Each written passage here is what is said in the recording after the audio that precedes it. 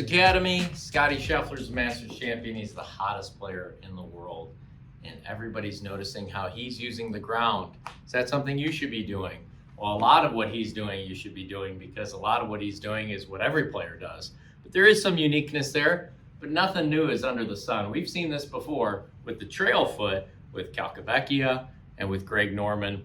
And I would even argue with a lot of other players that probably don't make the move as dramatically, but it's in there. Okay, so what do we learn from Scotty Scheffler? So let's first define what it is that I'm talking about. I'm talking about his trail foot working back and behind him through impact as he aggressively pushes up from the ground. Push up, open up. That's what a lot of these good players are doing. It is not stay down, okay?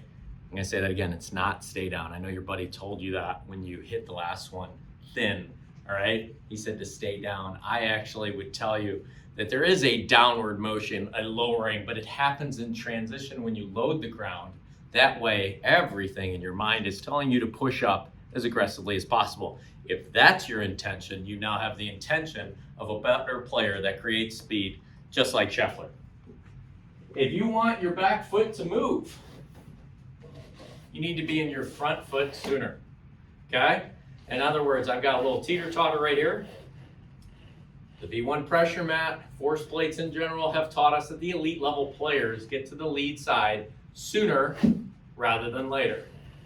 And sometimes the longest players, like the long drive guys, are actually starting to interact with the ground as early as just after the takeaway, all right? So when people ask me, when does the downswing start? I usually say anywhere from kind of takeaway to lead arm parallel in the backswing. And they're like, you're kidding me. I thought it's from the top of the swing.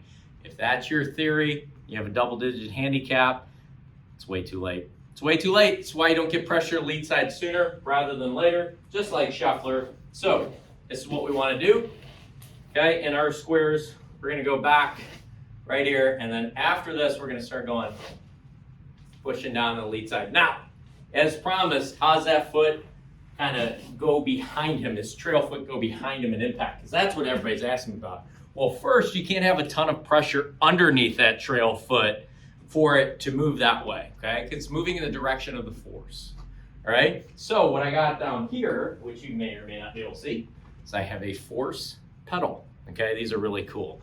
So I'm gonna put that underneath my trail toe, and what I'm gonna do is at first, remember that the most important thing is to get into the lead side, all right? Because all great players do that.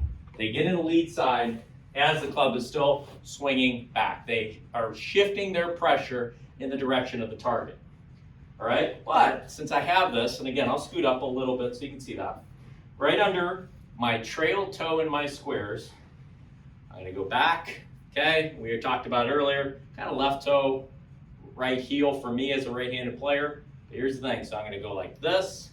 I'm really mashing that down, and then I'm gonna lay off it, okay? I'm gonna push down, I'm gonna push in the direction, trail foot, in the direction of the golf ball to launch backwards.